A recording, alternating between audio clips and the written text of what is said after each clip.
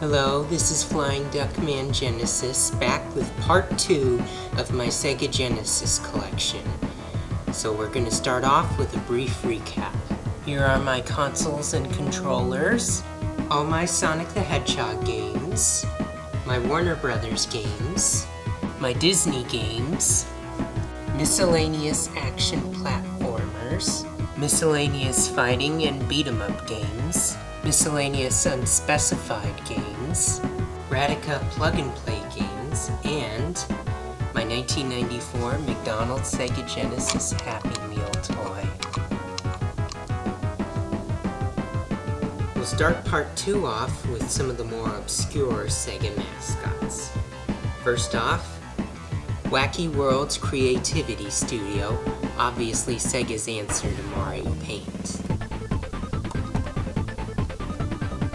Ristar, the Shooting Star. It's a shame this game sold poorly and never got a sequel because it is one of the best Sega Genesis games I've ever played.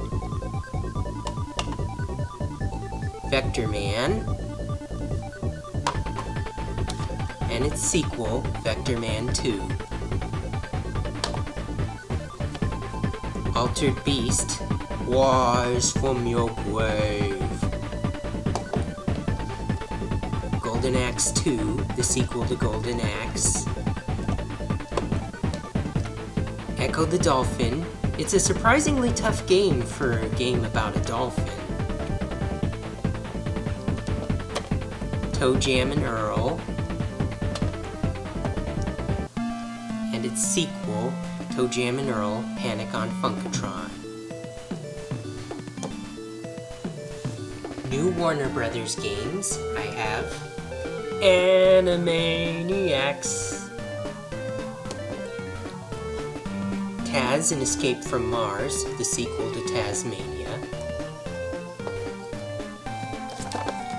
Sylvester and Tweety and Cagey Capers,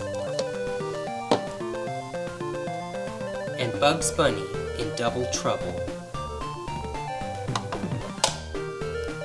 New Disney games, I have World of Illusion, starring Mickey Mouse and Donald Duck, the sequel to Castle of Illusion. Tailspin. Bonkers. And Toy Story. Nicktoons games, I have Ren and Stimpy, Stimpy's Invention, and Real Monsters! I also have Sparkster Rocket Knight Adventures 2, the sequel to Rocket Knight Adventures. And no, my name is not Bryson. This was just previously owned by someone named Bryson. Kind of like how, at the end of Toy Story 3, Andy gives his toys away to Bonnie. Dynamite Teddy, from the people who brought you McDonald's Treasureland Adventure. This is a lot harder than Treasureland Adventure, though. And Chuck Rock.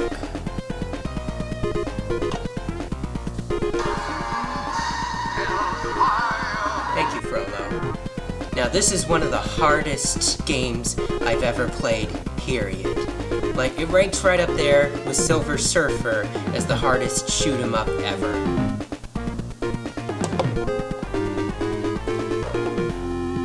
Beavis and Butthead.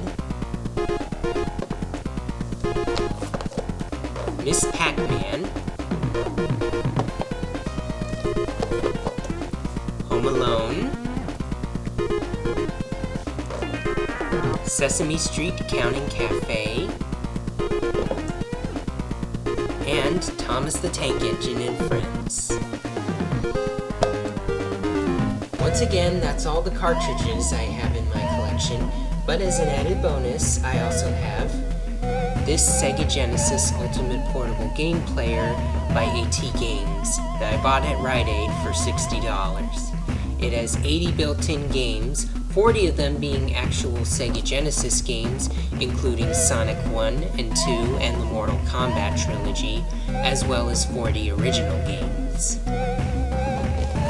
And for you Thomas Wooden Railway fans out there, I also have a custom Sonic the Tank engine with the cargo car with the Sega Genesis cargo box. I made this from a standardized Thomas model. Now, don't complain about the color of his wheels, and definitely do not mace any GameStop employees over it.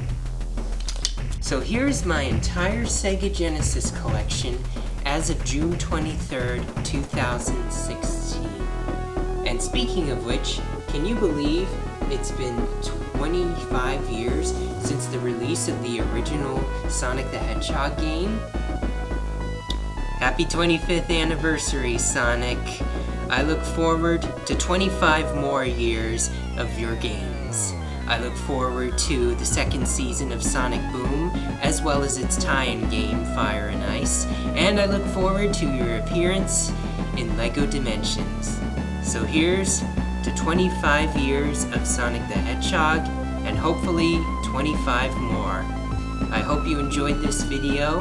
This is FlyingDuckManGenesis out.